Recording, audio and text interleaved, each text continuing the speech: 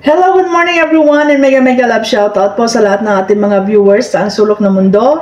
Magandang araw, magandang tanghali, magandang hapon, at sana po ay nasa magandang kalagayan kayo. So ito naman si Kapitana ni Heights ang magbibigay ng reaction dito sa umaapoy, umaapoy, umuusok at mainit na sabong or ng balitaktakan dito sa social media in between Team Abot Kamay kontra dito sa mga dating mga naging miyembro din ng Team Abot Kamay na ngayon ay naggising na. Ito yung tinatawag nilang 5-in-1, di ba? So, kahapon kasi nag-live ako, hindi ko natapos kasi nga limitado yung oras natin at medyo mahaba-haba yung binigay ng reaction. But then, tungkol ito kay Angie, Demonyo, Boro, di ba, na bigaon, bigaon, di ba, ang dami mo Anjing, Anje, ang dami mong tawag dito, sobra kang banal-banalan dyan sa live streaming mo, no, nakakala mo kung sino ka, kung gaano ka mahinhin dyan sa live mo, ganyan ka din ka demonyo sa mga live streaming ng mga kasamahan mo, ang babastos ng mga comment mo, balahura ka numero 1, no, pero kung makapag-live ka dyan, banal-banalal ka. Ngayon, nalaman ko, ang alam ko lang kasi, iba-iba ang tatay ng anak mo, di ba? Malandi ka no? Kung ang galing-galing mo magsalita na higad, pokpok, malandi, ikaw pala to, plus bigaon pa. Di ba? So, nalaman ko kahapon sa live mo na literal kang malandi, iba-iba ang tatay ng anak mo, naging kabit ka pa. Literal na naging kabit ka kasi yung tatay pala ng isang anak mo may asawa. So, ibig sabihin, kabit ka, naging kabit ka, Angie, no? 'Di ba? So, yung mga pinapakita ninyong mga karakter at personalidad niyo diyan sa YouTube channel ninyo, mga pretentious kayo, 'di ba? Pero sa totoo lang, sa loob yung kulo nyo. Kasi kung matitino kayong babae, hindi kayo magkakaroon ng ganyang history sa buhay nyo. Hiniwalayan ka ng asawa mo, di ba? Nagpalit ka sa iba, nagkaanak ka sa ibang lalaki. So, kahit pasabihin mo, dalawa lang ang naging tatay ng mga anak mo, iba-iba pa rin ang tatay niyan, Angie, di ba? Kaya huwag ka magsalita ng mga higad, pokpok, malandi, kasi ikaw yon. Sa malaman-laman ko, kabit ka pala, kasi yung tatay ng isa sa anak mo may asawa, so kabit ka. Ngayon, sabihin mo na hindi mo alam na may asawa, tatanga-tanga ka. Alam mo kung bakit? Sumiping ka sa lalaki na hindi mo pa kilala. Kasi kung kilala mo yan, kung kinikilala mo yan bago ka sumiping dyan, dapat alam mo na may asawa pala yan. Di ba? So ngayon sabihin mo, sinauli mo or sabihin mo ikaw yung nakipaghiwalay kasi may asawa. Malay ba namin na history repeat itself, na kung iniwanan ka ng unang mo asawa, iniwanan ka din ng pangalawa mong lalaki kasi nga there's something in you, there's something in you na hindi talaga kakayanin ng mga lalaki, kaya walang tatagal sa iyo. Di ba, Angie? So kabit ka, literal kang malandi, literal kang sausawa ng bayan, literal kang pokpok, at literal kang bigaon, at kabit ka pa pala. Di ba, Angie? So ako, Angie, huwag mo akong isyuhan, kasi kahit pasabihin mo na may lalaki ako or whatsoever, wala akong sabit at hindi ako kagaya mo na kahit ano pang gawin mo, kasado ka pa rin, Angie, kasado ka pa rin. And besides, sorry, hindi kasi ako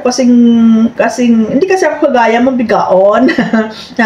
Hindi kasi ako kagaya mong bigaon. Ikaw, 'di ba, hindi mo matiis, kaya nung niwalayan ka ng asawa mo, naghanap ka talaga ng kakamot diyan sa kati mo, 'di ba? Kaya nagkaanak ka sa ibang lalaki, kaya iba-iba ang tatay ng anak mo at naging kabit ka. Kahit ano pang gawin mo, Angie, kahit anong klase pang mapapaliwanag na gawin mo, naging kabit ka kasi yung tatay ng anak mo may asawa pala. So literal na naging kabit ka, legit na naging kabit ka, Angie. At saka huwag kang Angie, huwag kang magyabang-yabang, huwag kang magyabang-yabang. Kung ako yung naging kaaway mo dito, kung ako yung karibatan mo, ako lang yung karibatan mo, may dama yung ibang tao, Wala ka may bato sa akin, Wala ka may bato sa akin, Angie. Totoo naman Angie, utangera ka sa social media. Ngayon ako balikan mo ha. Ako balikan mo, hindi yung ibang tao. Utangera ka sa social media, nangungutang ka sa mga sponsor. Nagyayabang ka na yung mga anak mo, pagtapos mo, magaganda yung trabaho mo, magaganda yung trabaho nila. Pero bakit ka nangungutang sa social media? Hindi ka ba kaya i-provide ng anak mo para pambili ng washing machine mo at kailangan mong umutang sa mga sponsor sa social media? Nagyayabang ka na magaganda yung trabaho ng mga anak mo pero hindi ka kayang i-provide para sa washing machine mo at sa gamit sa loob ng bahay mo? Utangeran ka sa social media, Angie. Kaya nga, binigay na lang sa'yo yung balance mo dyan sa utang mo kasi hindi ka na nagbabayad. And pasalamat ka, mabait yung sponsor na inutangan mo. Binigay na lang sa'yo yan. Hindi mo na kailangang bayaran yung kulang mo, Angie? This is between you and me, kaya huwag kang magribat sa ibang tao. Tayo ang nagdiribatan dito. At kahit ano pang sabihin mo, Angie, ang issue dito, nang susulisit ka ng pang-brigada eskwela ng apo mo. Hindi issue dito kung nabigyan ka or hindi, or may nagsulisit or wala. Ang issue dito, nang sulisit ka ng pang-brigada eskwela ng apo mo, which is alam mo yan na bawal sa Department of Education yan. Angie? At saka, Angie, bobo ka naman talaga, Angie. Graduate ka ng education, pero ranking di mo alam. Di mo naman talaga alam, Angie. Kaya sabi mo, may term ka na. Anong term? Hindi ka pwedeng magparangking kung hindi ka board passer. Paano ka nagparangking na hindi ka pa board passer? Kasi mismo sa bunganga mo nang galing, hindi ka nag-take ng board, Angie. Huwag kang bobo-bobo, Angie. Huwag kang bobo-bobo, Angie. Ayan, Angie. So, yan lang, Angie. Kahit ano pang gawin mo, kahit ano pang paliwanag gawin mo, naging kabit ka. Literal na naging kabit ka. At literal na naging malandi ka kasi iba-iba tatay ng anak mo. Kahit ano pang sabihin mo, kahit dalawa pa yan ang naging tatay ng anak mo, iba-iba pa rin ang tatay ng anak mo kasi malandi ka, bigaon ka, diba? At kahit anong pasabihin mo, may nagbigay man or wala, nang solicit ka ng pagbrigada eskwela mo, na nagyayabang ka na maganda ang trabaho ng nanay ng apo mo, pero nang susulisit ka ng pagbrigada eskwela, kahit 100 piso lang naman yan. At saka hindi ka maglabahan kasi malandi ka naman talaga. Oo, kasi iba-iba tatay ng anak mo, iniwayan ka ng asawa mo, naghanap ka ng iba, kaya naman yung anak mo nagmana sa'yo, nagkaanak din, wala namang asawa. So, anong puno? Yan yung bunga, Angie, So, kabit ka, literal na kabit ka, utangera ka sa SOCMED, dahil nangungutang ka sa SOCMED, di ba? Nangungutang ka sa mga sponsor na hindi mo naman ka mag-anak, tapos nagayabang ka, mayaman yung pamilya mo, mayaman yung angkan mo, yung mga sasakyan. Ay, bakit nagkasakit yung nanay mo? Nang limos ka sa social media, pinang-charity mo yung nanay mo, na malakas pa sa kalabaw, di ba, Angie? Kaya huwag kang banal-banalan sa channel mo kasi demonyo ka talaga. Pagdating sa channel ng mga kasamahan mo, demonyo ka talaga, as in, balahura ka, Angie. Ngayon, inggit ka sa akin, inggit ka kasi walang pumapatol sa'yo. At least, Angie, ako, byuda ako, Angie, very,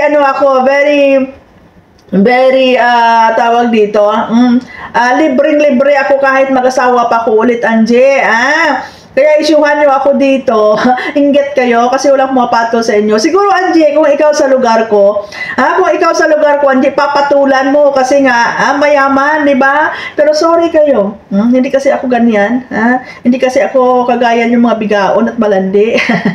Sorry kayo. Pamilya ang turing sa akin dito, Hindi kagaya nyo, na malalandi.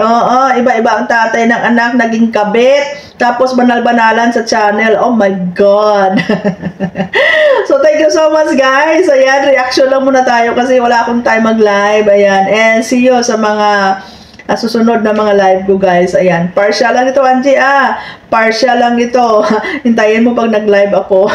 Huwag ka man damay, tayo lang dito. This is between you and me. Kasi kung damayan lang, Angie, marami akong idadamay dyan sa grupo mo, Marami akong idadamay sa grupo mo na mga legit na kagaya mo.